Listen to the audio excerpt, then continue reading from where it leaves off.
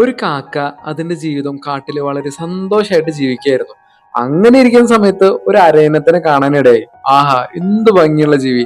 ഇതായിരിക്കൂലേ ലോകത്തിലെ ഏറ്റവും സന്തോഷകരമായ ജീവി. ഈ ഒരു കാര്യം അരയന്നത്തിനോട് പറഞ്ഞപ്പോ അരയന്നം ചിരിച്ചുകൊണ്ട് പറയാണ്, ഞാനും അങ്ങനെ തന്നെ വിചാരിച്ചിട്ടുണ്ടായിരുന്നു, തത്തയെ കാണുന്നത് വരെ.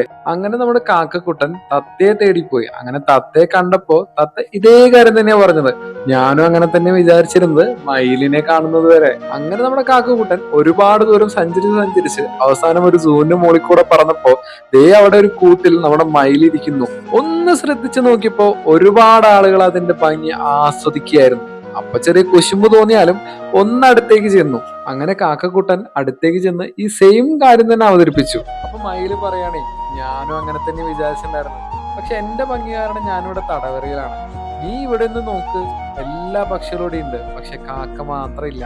ചിലപ്പോഴൊക്കെ ഞാൻ വിചാരിക്കാറുണ്ട്, കാക്കയായി ജനിച്ചെങ്കിലെന്ന്, എങ്കിലും എനിക്കും സ്വതന്ത്രമായി ജീവിക്കാമായിരുന്നു. ഇതിൽ നിന്ന് നമുക്കെന്ത് മനസ്സിലാക്കാം? നമ്മുടെ ജീവിതത്തിൽ നമ്മളെക്കാളും സൗഭാഗ്യം കൂടുതലുള്ളവരും കുറവുള്ളവരും ഉണ്ടാവും. പക്ഷേ ഉള്ളതിൽ വെച്ച് ഏറ്റവും സംതൃപ്തമായി ജീവിക്കാൻ സാധിക്കുന്നവരാണോ അവനാണ് യഥാർത്ഥത്തിൽ സന്തുഷ്ടൻ.